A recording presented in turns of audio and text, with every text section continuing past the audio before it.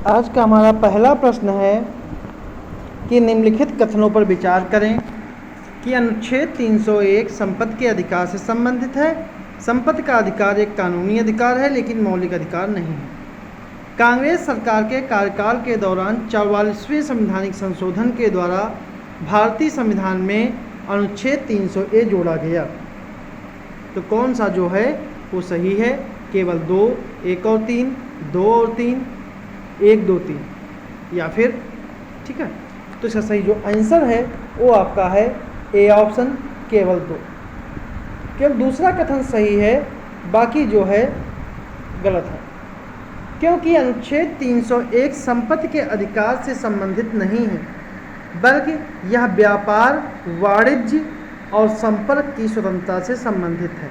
अनुच्छेद 301 संविधान के अनुच्छेद 19(1)(य) में संपत्ति के अधिकार को मौलिक अधिकार के रूप में मान्यता दी गई है, लेकिन 1978 में 44वें संवैधानिक संशोधन के द्वारा इस खंड को हटा दिया गया और एक नया अनुच्छेद 300A जोड़ा गया, जिसमें कहा गया किसी से भी उसकी संपत्ति नहीं छीनी जा सकती जब तक कि वह कानून द्वारा अधिकृत ना हो।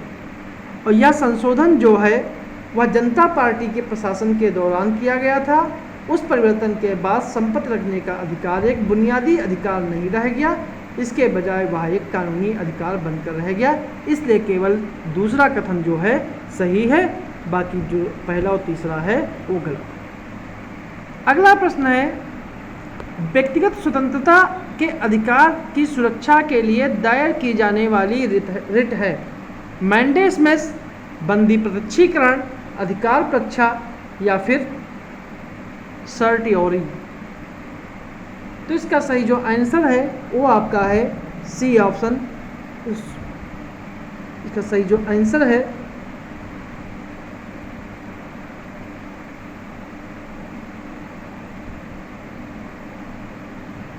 इसका जो सही जो आंसर है व्यक्तिगत स्वतंत्रता की सुरक्षा के लिए वो है आपका बी ऑप्शन, बंदी प्रत्यक्षीकरण। क्योंकि शरीर को अदालत के समक्ष लाना सर्वबंदी प्रत्यक्षीकरण का शाब्दिक अर्थ है। इस रिट के उपयोग के माध्यम से अदालत यह सुनिश्चित करती है कि जिस व्यक्ति को जेल में डाला गया है या हिरासत में लिया गया है उसके शरीर को न्याय देने और कैद के कारण या आधार जानने के लिए उसके सामने लाया जाए, और इसी रिट के द्वारा व्यक्तिगत स्वतंत्रता के अधिकार की रक्षा की जाती है। अगला प्रश्न है, निम्नलिखित में से कौन सा मौलिक अधिकार नहीं है? समानता का अधिकार, शोषण के विरुद्ध अधिकार, संपत्ति का अधिकार या फिर धार्मिक स्वतंत्रता का अधिकार। जो इसका सही जो आंसर है वो आपका है सी ऑप्शन, संपत्ति का अधिकार। संपत्ति का अधिकार जो है वो एक प्रकार का मूल अधिकार नहीं है, जबकि समानता का अधिकार अनुच्छेद 14 से लेकर 18 तक, शोषण के विरुद्ध अधिकार 23 से लेकर 2324 और धार्मिक स्वतंत्रता का अधिकार अनुच्छेद 25 से लेकर अनुच्छेद 28 तक। अगला प्रश्न है, भारतीय संविधान निम्नलिखित में से कौन सा अधिकार प्रदान नहीं करता है? समान आश्रय का अधिकार, समानता का अधिकार, धार्मिक स्वतंत्रता का अधिकार या फिर स्वतंत्रता का अधिकार। जो इसका सही जो आंसर है वो आपका है ए ऑप्शन, समान आश्रय का अधिकार। ठीक है, समान आश्रय का अधिकार जो है वो कोई उल्लेखित संविधान में नहीं है। अगला प्रश्न है, भारतीय नागरिकों के लिए उपलब्ध मौलिक अधिकार चुने गए हैं लेकिन विदेशियों के लिए नहीं, तो कौन से जो अधिकार हैं वो विदेशियों के लिए नहीं केवल भारतीयों के लिए दिए गए हैं? पहला है बोलने और अभिव्यक्ति की स्वतंत्रता, कानून के समक्ष समानता, अल्पसंख्यकों को अधिकार, जीवन और स्वतंत्रता की सुरक्षा। तो कौन सा सही है? 1 और 3, 1 और 4, 2 और 4 या फिर 2 और 3। जो इसका सही जो आंसर है वो आपका है ए ऑप्शन, 1 और 3। मतलब पहला और तीसरा जो है वो सही है, और कानून के समक्ष समानता और जीवन और स्वतंत्रता जो है ये आपके विदेशियों को भी अधिकार मिलता है। ठीक है, क्योंकि अनुच्छेद 19 के अंतर्गत केवल भारतीय नागरिक ही स्वतंत्रता के हकदार हैं। ठीक है, और बोलने की आज़ादी, ठीक है, बोलने की आज़ादी और अल्पसंख्यकों के अधिकार जो हैं ये भारतीयों को ही प्राप्त है, और भारतीयों के शासन केवल भारतीयों को प्राप्त है, और जीवन के स्वतंत्रता और कानून के समानता ये विदेशियों को भी प्राप्त है। अगला प्रश्न है, सूची 1 और सूची 2 को सम्मिलित करना है कि उपाधियों का उन्मूलन, ग्राम पंचायत का गठन, शिक्षा के अवसर को प्रदान करना, इंडिया अर्थात राज्यों का संघ। अगर इसको हम सम्मिलित करते हैं तो उपाधियों का उन्मूलन जो है, उपाधियों का उन्मूलन जो है वो एक प्रकार के मौलिक अधिकारों में शामिल है। ग्राम पंचायतों का गठन राज्य के नीति निर्देशक तत्वों में आता है। शिक्षा के अवसर प्रदान करना जो है ये एक मौलिक कर्तव्य है, और इंडिया अर्थात राज्यों का संघ एक केंद्र शासित प्रदेश में के हिस्से में वर्णित है। ठीक है। अगला प्रश्न है, राज्य के नीति निर्देशक सिद्धांतों का निम्नलिखित में से कौन सा अनुच्छेद अंतर्राष्ट्रीय शांति एवं सुरक्षा को बढ़ावा देने से संबंधित है? अनुच्छेद 51, अनुच्छेद 48A, अनुच्छेद 43A या फिर अनुच्छेद 41? जो इसका सही जो आंसर है वो आपका है ए ऑप्शन, अनुच्छेद 51। अनुच्छेद 51 जो है वो अंतर्राष्ट्रीय शांति एवं सुरक्षा को बढ़ावा देने से संबंधित है। अगला प्रश्न है, संविधान शोषण के विरुद्ध अधिकार प्रदान करता है बच्चों को, महिलाओं को, आदिवासी को या फिर दलित को? तो कूट के आधार पर चयनित करना है 1 और 2, 1 और 3, 1 2 3 या फिर 2 3 4। जो इसका सही जो आंसर है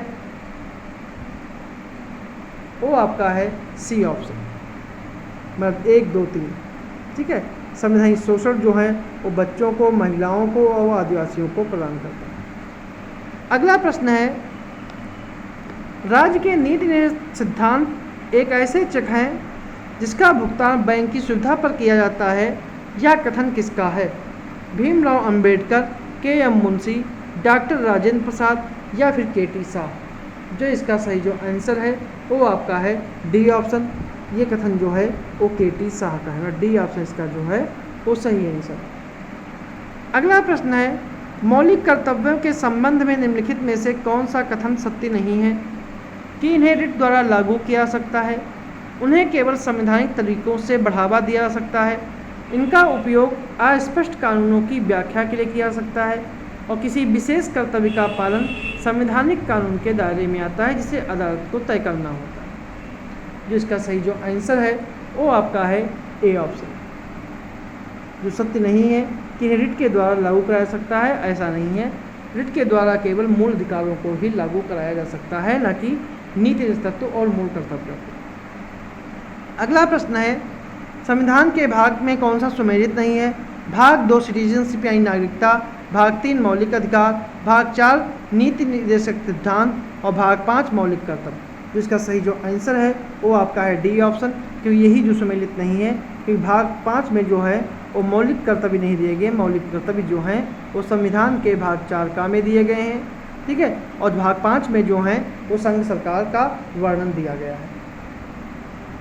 अगला प्रश्न है, भारतीय संविधान के 17वें संवैधानिक संशोधन के द्वारा जिन 2 केंद्र शासित प्रदेशों को भारत के राष्ट्रपति के चुनाव में भाग लेने का अधिकार दिया गया है वह हैं दिल्ली और पांडिचेरी, दिल्ली और चंडीगढ़, दिल्ली दमन दीव, चंडीगढ़ और पांडिचेरी।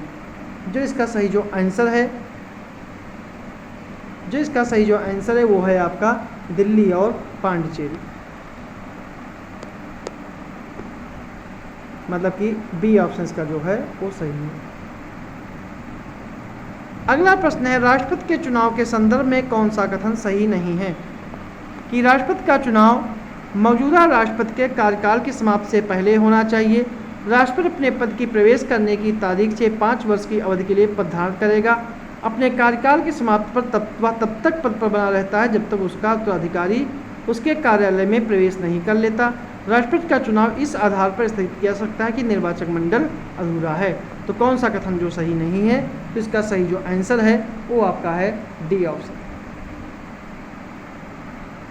राष्ट्रपति के चुनाव के संदर्भ में यही कथन जो है गलत है।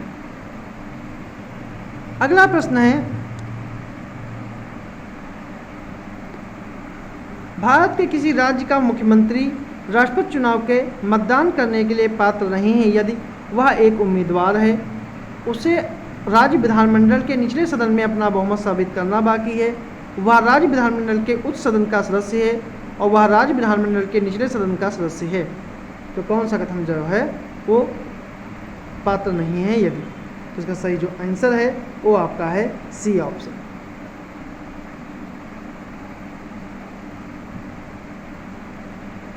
क्योंकि अगर वह उच्च सदन यानी विधान परिषद का सदस्य है तो विधान परिषद का सदस्य को राष्ट्रपति के निर्वाचक मंडल में शामिल नहीं किया गया है, इसलिए इसका सी ऑप्शन जो है वो सही है। अगला प्रश्न है, भारत के राष्ट्रपति अपना इस्तीफा किसे संबोधित करते हैं? लोकसभा अध्यक्ष, भारत के उपराष्ट्रपति, भारत के मुख्य न्यायाधीश, भारत के प्रधानमंत्री। जिसका सही जो आंसर है वो आपका है बी ऑप्शन, भारत के उपराष्ट्रपति। बी ऑप्शन इसका जो है वो सही है।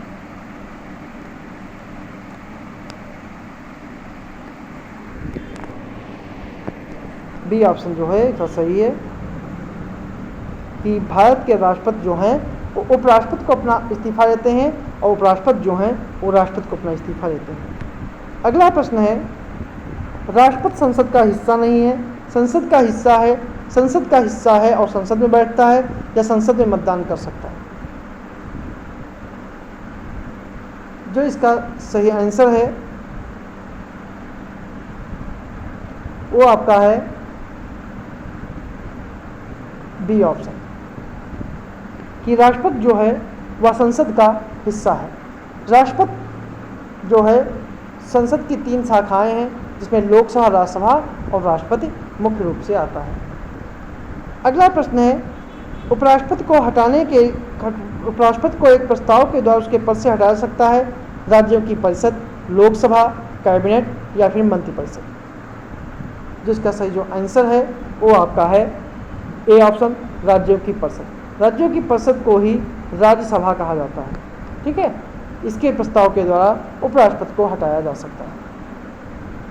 अगला प्रश्न है, निम्नलिखित में से कौन सा एक सत्य नहीं है कि निम्नलिखित राष्ट्रपति या राज्यपाल को आधिकारिक कार्यों के लिए कानूनी कार्रवाई से छूट है। कोई भी न्यायालय राज्यपाल को कोई कर्तव्य निभाने के लिए बाध्य नहीं कर सकता। दूसरा, राज्यपाल को उनके व्यक्तिगत कर्तव्यों को संबंध में नागरिक कार्रवाई शुरू करने के लिए लिखित रूप में 2 महीनों का नोटिस दिया जाना चाहिए। और न्यायालयों को मंत्रियों द्वारा राष्ट्रपति या राज्यपाल को दी गई सलाह की जांच करने का अधिकार है। तो इसका कौन सा कथन जो है वो सही नहीं है।